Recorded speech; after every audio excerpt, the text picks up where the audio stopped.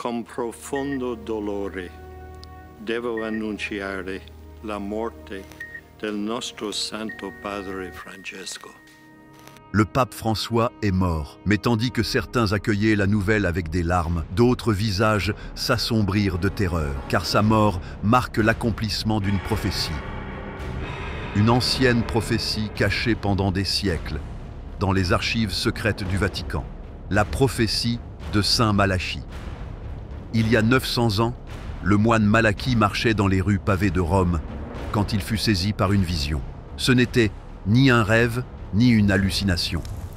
C'était un aperçu de l'avenir de l'Église catholique. Dans une transe profonde, Malachie contempla quelque chose d'impossible. Une longue procession de papes, avançant à travers les siècles jusqu'à la fin des temps. Malachie nota ces révélations en 112 phrases latines, chacune contenant un symbole et un avertissement destiné au futur pontife, jusqu'au dernier, le numéro 112, Pierre le Romain. Après lui, il n'y aurait plus de pape, seulement le jugement.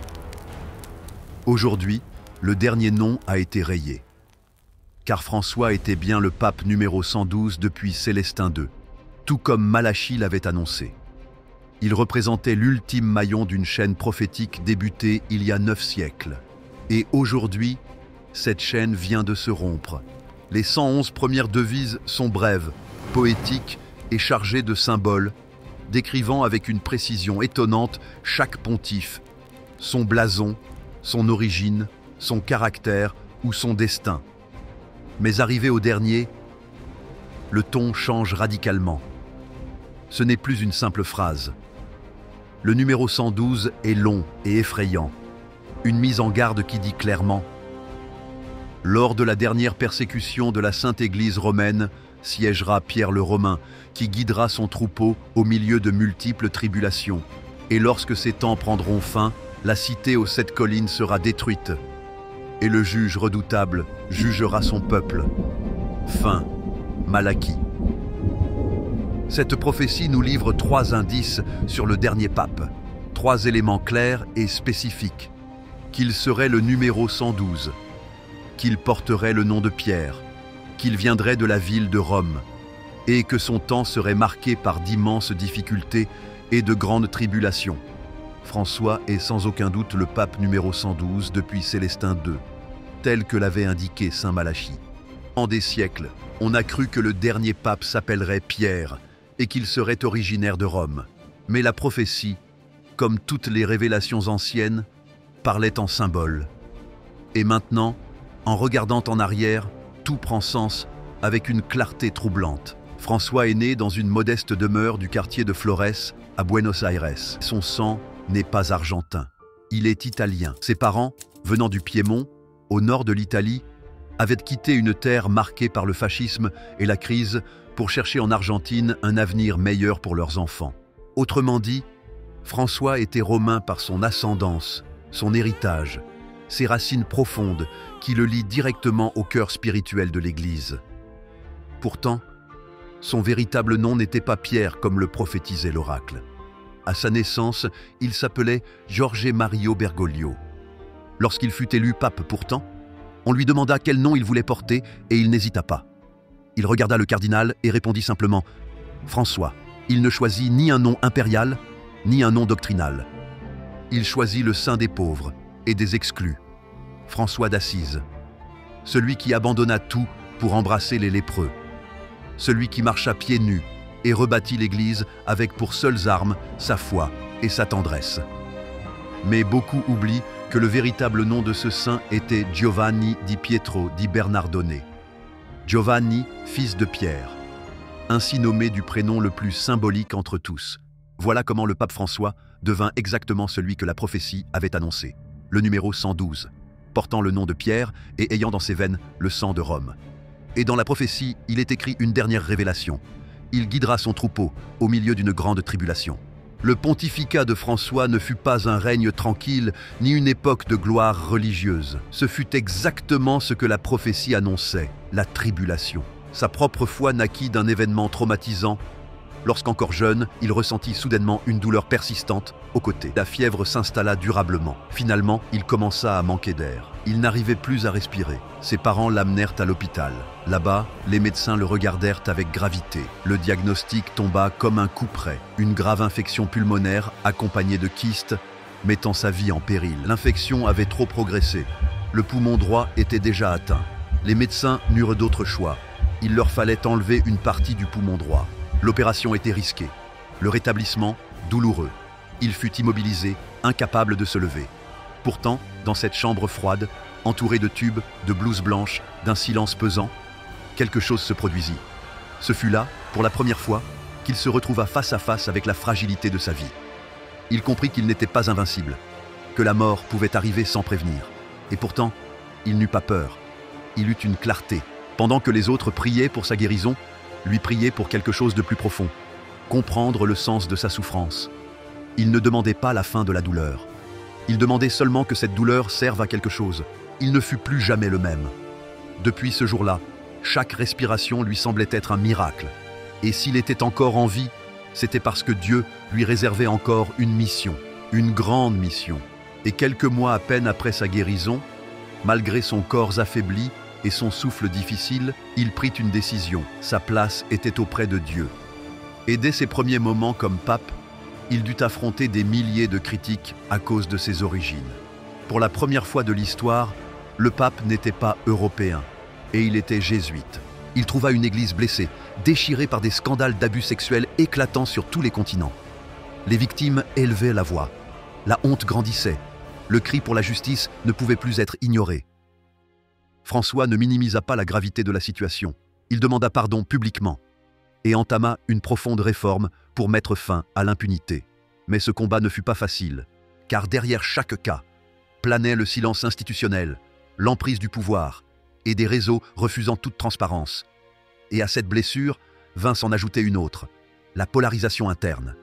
Les fissures internes sont devenues visibles, divisions profondes entre cardinaux et tensions entre progressistes et conservateurs, et une méfiance grandissante envers les structures de pouvoir au sein du Vatican. Lors d'une conférence de presse, de retour de son premier voyage apostolique au Brésil, il déclara « Si une personne gaie accepte le Seigneur et cherche sincèrement le bien, qui suis-je pour la juger ?» Les secteurs les plus conservateurs de l'Église commencèrent à percevoir en lui une menace. Ils l'accusaient de relativisme, d'ambiguïté, de progressisme. Certains cardinaux allèrent jusqu'à lui adresser publiquement des lettres lui demandant des clarifications. D'autres, sans la moindre preuve, l'accusèrent d'hérésie. Ils le comparaient à Paul VI, à Jean XXIII, et même à Luther. Mais il ne répondait ni ne se défendait. Il poursuivait simplement sa route, d'un pas calme, animé par une conviction bien plus solide que toutes les critiques. Car il savait qu'il n'était pas venu pour plaire, mais pour servir, et que toute réforme véritable, avant de fleurir, doit nécessairement causer quelques souffrances. Malgré tout, François s'accrocha fidèlement à sa vision. À ses yeux, l'avenir de l'Église n'est pas dans le repli, mais dans l'ouverture. Il insiste sans cesse sur un mot qui dérange tant, synodalité. Une Église en marche ensemble, qui discerne dans l'unité. À l'écoute de l'Esprit, non seulement dans les hautes sphères, mais aussi auprès des peuples, des femmes, des laïcs, auprès de ceux qu'on n'a jamais écoutés. Il défendait une Église plus horizontale, moins cléricale, où chacun aurait voix au chapitre.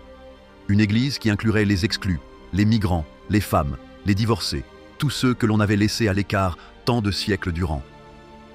Pas comme une stratégie, mais comme une véritable conversion. Certains l'accusaient d'être trop indulgent, d'autres trop inflexible. Les réseaux sociaux amplifiaient chaque geste et chaque parole. Mais les difficultés ne furent pas seulement internes. Son pontificat coïncida avec l'une des périodes les plus chaotiques de l'histoire récente. Guerre, comme celle d'Ukraine, persécution contre des chrétiens en Orient, crise climatique, crise économique et une culture mondiale de plus en plus hostile à la fois. Puis, en 2020, arriva la pandémie. Le Covid-19 ferma les églises, mettant fin au pèlerinage et suspendant la vie sociale de millions de personnes. François se retrouva seul sur la place Saint-Pierre désertée, sous une pluie battante. Cette image devint le reflet même de l'âme du monde. Et cette nuit-là, quand tout semblait indiquer que Dieu lui-même s'était caché, le pape éleva la voix et déclara « Nous ne sommes pas seuls ». Ce fut l'un des instants les plus forts de son pontificat. car dans cette détresse collective sans précédent, il choisit de rester debout. Tout cela pendant que le nombre de fidèles déclinait et que la foi traditionnelle était remise en question, depuis l'intérieur comme depuis l'extérieur de l'Église. Lors d'un de ses voyages les plus audacieux, il se rendit en Irak, pays meurtri par la guerre et l'extrémisme, où aucun pape avant lui n'avait osé aller. Là-bas, il alla à la rencontre de dirigeants musulmans et chrétiens et lança un vibrant appel à une coexistence possible, plus puissante que la peur. François tendit la main aux chefs musulmans, juifs et orthodoxes. Il rencontra le grand imam d'Al-Azhar, la plus haute autorité sunnite, accomplissant ainsi un geste historique qui rompait avec des siècles de tensions entre chrétiens et musulmans. Durant cette rencontre, ils signèrent ensemble un texte inédit sur la fraternité humaine, proclamant le respect et la paix de l'humanité. Dialoguant avec des dirigeants juifs, soulignant les racines communes et l'engagement à garder vivante la mémoire de l'Holocauste. Il versa des larmes devant les murs d'Auschwitz, embrassant les victimes de l'antisémitisme. Il bâtit également des ponts avec les orthodoxes, en particulier avec le patriarche de Constantinople et celui de Moscou. À Cuba, il fut acteur d'une rencontre historique avec le patriarche Cyril, la première accolade entre Rome et Moscou depuis plus de 1000 ans. Cependant, le pontificat de François ne fut pas de tout repos. Dès le début, il savait que le XXIe siècle amenait avec lui des défis complexes, ancrés dans l'histoire. Et pourtant, François continua à guider le troupeau. Dans l'obscurité, il avança sans relâche. Il réforma, dénonça, accueillit les exclus et défia les puissants. Mais son leadership ne fut jamais facile. Il était douloureux, controversé et sans concession. Dès le premier jour, son style éveilla des résistances. Il refusa la cape rouge d'apparat. Il ne vivait pas au palais. Il ne parlait pas latin. Il ne commandait pas. Il écoutait. Car François, depuis le début, se présenta comme le pape de la miséricorde. Sa devise épiscopale indiquait tout. Miserando atque eligendo. Ce qui signifie « il le regarda avec miséricorde » et il le choisit. Cette phrase rappelait l'instant où Jésus, chemin faisant, posa son regard sur Matthieu, un pécheur, un collecteur d'impôts, et l'appela comme disciple. Jamais il ne justifia le péché, mais jamais non plus il ne condamna le pécheur. François invita les fidèles à quitter la logique du châtiment pour entrer dans la logique de l'accueil. Il nomma des missionnaires de la miséricorde, prêtres ayant l'autorité d'absoudre même des péchés auparavant réservés au pape. Aux confesseurs, il demanda d'être davantage des pères et moins des juges. Il visita des prisons, des hôpitaux, des camps de réfugiés. Il lava les pieds d'immigrés, de femmes, de personnes d'autres religions. Chaque geste, chaque parole, chaque silence répétait la même vérité. La miséricorde n'est pas faiblesse. Elle est le visage le plus fort de l'amour. Et ce visage, celui du Christ, tel était celui que François voulait révéler au monde. La prophétie disait « Pierre le Romain fera paître son troupeau parmi de nombreuses tribulations ». Telle fut l'histoire du pontificat de François. À présent, comme annoncé, elle est achevée. Mais la prophétie se termine ainsi. Et lorsque ces choses seront accomplies, la cité aux 7 collines sera détruite. Et le juge redoutable jugera son peuple. La fin. Cette phrase ne marque pas seulement la fin d'une liste de papes. Elle signe la fin d'une époque entière. La cité aux 7 collines n'est pas une métaphore. Dans l'Apocalypse, chapitre 17, il est également question d'une ville bâtie sur 7 collines. Les 7 têtes sont 7 collines sur lesquelles la femme est assise. Cette ville n'est pas un mystère. C'est Rome. La même Rome dont parle Malachie, destinée à être détruite après le dernier pontificat. Le lieu précis où se concentrera le jugement, la purification, et peut-être même la chute de toute une époque. Et d'après la prophétie, ce lieu sera détruit. Pas nécessairement par le feu ou des bombes. La destruction pourrait être plus subtile, plus spirituelle. Car la prophétie ne parle pas simplement de destruction. Elle se conclut par une mise en garde. Le juge redoutable jugera son peuple. Autrement dit, un jugement aura lieu. Non seulement des impies, mais aussi des croyants. La prophétie de Saint Malachie n'est pas qu'une simple prédiction sur la fin des temps.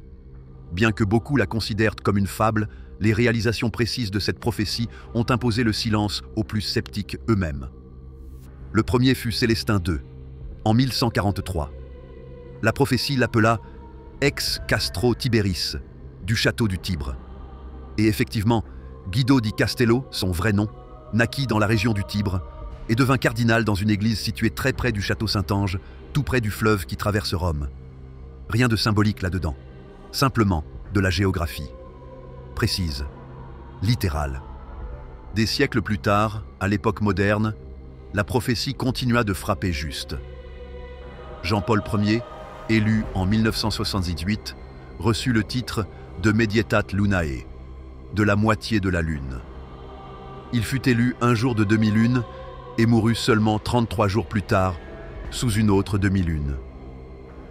Son pontificat, bref et mystérieux, suscite encore aujourd'hui des théories sur sa disparition soudaine. Une lune à moitié, exactement comme l'annonçait la prophétie. Quant à son successeur, Jean-Paul II, il fut appelé de labor solis, du travail du soleil, ou de l'éclipse solaire. Karol Wojtyła naquit le jour d'une éclipse du soleil et mourut le 8 avril 2005, précisément lors d'une autre éclipse solaire. Sa vie tout entière fut lumière en mouvement. Il voyagea davantage que tous ses prédécesseurs, prêchant dans le monde entier et incarnant l'unité, la résilience et la foi. Un soleil qui travailla jusqu'au bout de ses forces. Mais tout ne s'arrête pas là. Benoît XVI porta le titre Gloria Olivae, la gloire de l'olivier. Certains l'associèrent à l'ordre bénédictin, symboliquement connu comme le rameau d'olivier spirituel. D'autres encore soulignent son style sobre et conciliateur ainsi que son profil théologique.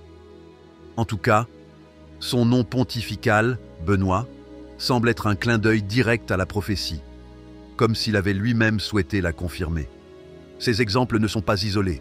Les devises de Malachie se sont accordées à des réalités historiques, biographiques et spirituelles. Ainsi, ce qui ressemblait à une simple liste poétique s'est transformé en archive prophétique. Le dernier pape serait le dernier gardien de l'Église avant le jugement final.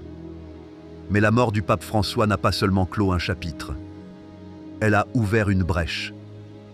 Une incertitude qui se propage sur le monde comme une ombre silencieuse. Car si François était, comme beaucoup le croient, le dernier pape annoncé par la prophétie, alors ce qui suit ne serait pas une simple élection, mais une transition vers l'inconnu. Une question demeure donc, que va-t-il advenir à présent ? Aurons-nous un nouveau pape légitime ?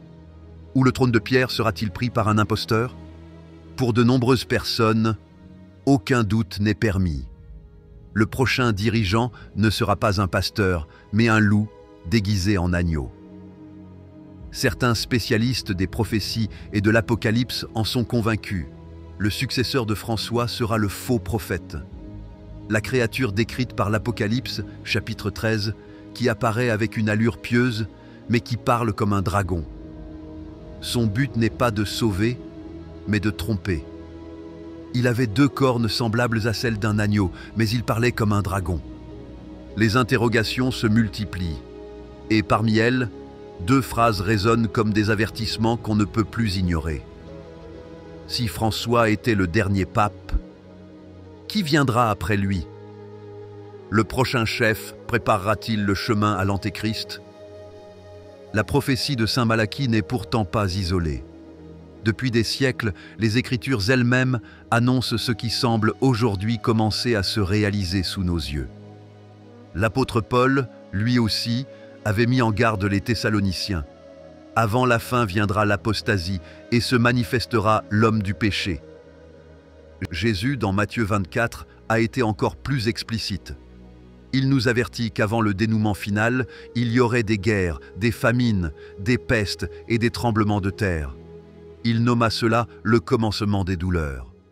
Et il suffit de regarder autour de nous. Pandémie mondiale, catastrophes naturelles, nations au bord de la guerre, violences morales et spirituelles se répandant comme un virus invisible. Ce n'est pas un hasard. C'est une suite logique. Pendant des années, ces versets semblaient être de vagues mises en garde. Aujourd'hui, après la mort de François, ils résonnent tout près. Tout ceci est écrit. La foi sera trahie, et l'homme du péché sera révélé, ce faux guide prétendant être envoyé par Dieu. Mais même au cœur des ténèbres, une lumière subsiste. La mort de François marque peut-être la fin d'une époque, mais pas la fin de la foi. Car la vraie foi ne meurt pas avec les hommes. Elle transcende, endure et se renforce dans les épreuves. Maintenant, plus que jamais, ceci est un appel. Non à la peur, mais au réveil. À quitter la tiédeur à tourner sincèrement notre regard vers Dieu avec humilité, avec urgence. Car si nous ignorons ce qui vient, nous savons qui en détient le contrôle. Veillez donc, car vous ne connaissez ni le jour, ni l'heure. Ainsi, François ne laisse ni palais, ni édifices monumentaux. Il laisse derrière lui quelque chose de bien plus difficile à construire et impossible à détruire, un héritage. Celui du pape qui rompit le protocole et ouvrit la porte. Celui qui descendit du balcon pontifical pour se placer au niveau du peuple. Celui qui n'a pas cherché à imposer, mais à entendre. Celui qui a préféré la cohérence aux applaudissements. Et la vérité, au calcul politique. Son héritage, c'est d'avoir rendu au monde le visage le plus authentique du christianisme. Il l'a répété sans relâche. Le visage de Dieu est dans celui qui souffre. François a réformé l'Église non seulement par des décrets, mais aussi par la culture de la rencontre. Il a mis la miséricorde au cœur du message chrétien. Il a vécu le dialogue, prêché avec vérité et, chose plus difficile encore, il l'a fait avec humilité. Dans une société qui jugeait durement, il a parlé de seconde chance. François n'a pas cherché à établir une Église parfaite, mais une Église plus humaine, plus proche, plus authentique. Une Église qui, grâce à lui, a eu le courage de revenir à son essence, à Jésus. Une chose est claire, le pape François est parti. Sa mission est accomplie.